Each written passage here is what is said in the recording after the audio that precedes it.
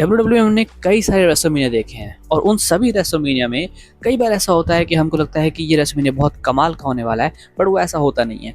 Due to some reasons वो WrestleMania जो कि हमको लगता था as could be the greatest WrestleMania of all time, but turn out to be a curse.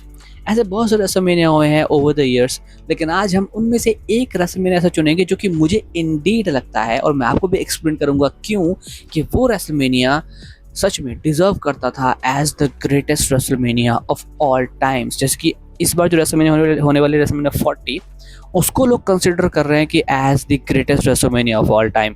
But मैं इस वीडियो से आपको समझाना चाहता हूँ कि 2020 WrestleMania 36, you have never idea that अगर वो कर्स ना आता उस रेसलमेनिया पे तो रेसलमेनिया 40 उसके आसपास भी नहीं था। So guys, you are watching Wrestling World. Let's begin. तो देखो मैं कहाँ से शुरुआत करूँ। अगर मैं रेसलमेनिया 36 की बात करूँ तो सबसे पहले मेरे दिमाग में सिर्फ एक ही बात आती है, वो था एज का रिटर्न। रॉयल रंबल पे एज अपना रिटर्न करते हैं, जो कि बहुत ज़्यादा अनएक्सपेक्टेड चीज़ थी। किसी को भी नहीं आइडिया था कि एज का रिटर्न होने वाला है, बट जब वो हुआ तो सब लोग शॉक हो गए थे और रेसलमेनिया की हाइप और ज़्यादा बढ़ गई थी। अभी तक तो हम एक्साइटेड थे कि हाँ रेसलमेनिया में कुछ बड़ा होने वाला है, क्या होने वाला है किसी को आइडिया नहीं था, बट जैसे एज का रिटर्न हुआ तो हर कोई एक्साइटेड होने लगा था। और जैसे ही रेसलमेनिया 36 का जो प्रोमो था, जो उसकी स्टोरीज थी, जो उसके मैचेस थे, वो जब आगे बढ़ने लगे हमें ये समझ में आया कि यार this is not going to be an ordinary WrestleMania. यहाँ पे ऐसा नहीं होने वाला है कि okay the same shit will going on. No, this is going to be different, this is going to be unique, and this is going to be as the greatest WrestleMania of all times. सबसे पहले आप ये match card सुनो जो मैं आपको बताने वाला हूँ।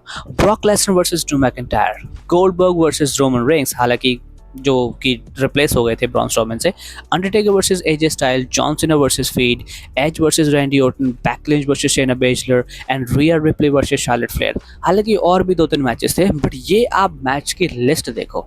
इनमें से कौन सा एक मैच होगा जो मैं आपको अगर मैं आपको पूछूं कि कौन सा रेसलमेनिया मेन इवेंट कर सकते हो आप इस साल, ये सारे matches are totally caliber to become the main event of WrestleMania 36।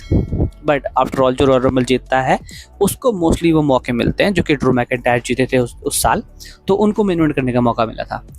अगर that stupid thing which we called COVID-19, what the fuck, अगर वो नहीं हुई होती, then if the things has gone according to the way of the WWE, according to the everybody who was expecting it, तो ये WrestleMania, this WrestleMania will break the record। इस WrestleMania का stage भी इतना अच्छा था ना कि मैं आपको बता नहीं सकता। इट वॉज ओपन स्टेडियम यार, बहुत अच्छा स्टेडियम था। आई गेस न्यू ऑर्लिन्स था, I will check it out.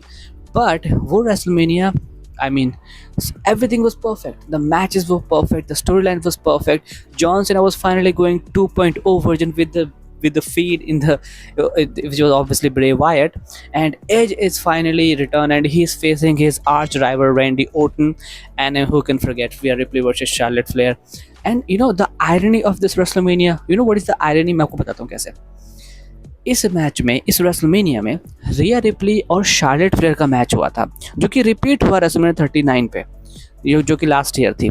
तो आप इससे डेप्थ समझ सकते हो कि ये मैच जो रेसलमेनिया 36 पे हुआ था, अगर कोविड-19 नहीं आता तो ये मैच का डिसीजन कुछ भी हो सकता था। हम जो आज देख रहे हैं रिया रिप्ली को, वो हम 4 साल पहले देख चुके होते। देखो मैं कोई एग्जाम्पल से समझाता हूँ मैं कहना क्या चाहता हूँ। मैं क्यों कंसिडर कर रहा हूँ as this is the biggest WrestleMania of all time, but Covid की वजह से सिचुएशन बहुत ज़्यादा बदल गई और सब कुछ ख़राब हो गया। जब भी रेसलमेनिया स्टार्ट होती है तो अभी कुछ, अगर मैं 4-5 साल पहले की बात करूँ, 3-4 सालों से बात करूँ, तो हम सिर्फ एक स्टोरी पे फोकस करते हैं, विच इज़ रोमन रेंस, कि यार रोमन रेंस को डीथ्रोन कौन करने वाला है। बट दिस रेसलमेनिया, यहाँ पे ऐसी कोई बात नहीं हो रही थी, और यहाँ पे हर स्टोरी की, हर मैच का अपनी एक स्टोरी थी, अपनी एक इम्पॉर्टेंस थी। हम हर मैच के लिए अलग तरीके से एक्साइटेड थे, हम हर मैच के विनर को लेके एक्साइटेड थे ऑब्वियसली, क्योंकि यही इस रेसलमेनिया की सबसे खास बात थी। यहाँ पे कोई रोमन रिंग्स का राज नहीं था, यहाँ पे किसी का राज नहीं था, यहाँ पे सिर्फ हम अकेले रॉक को देखने नहीं आए हैं, हम यहाँ पे सबको देखने आए हैं। And this is what WrestleMania is all about.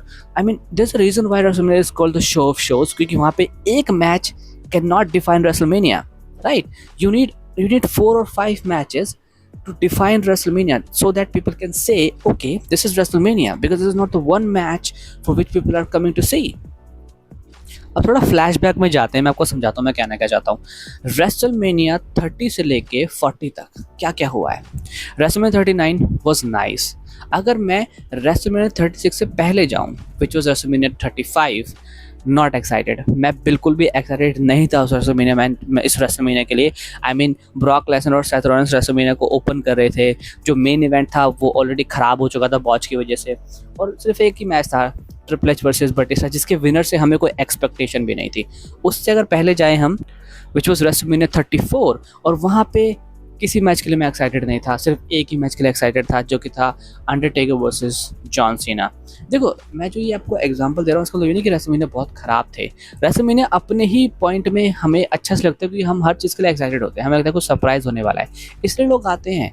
वहाँ का स्टेज कैसा होने वाला है, इसलिए लोग आते हैं।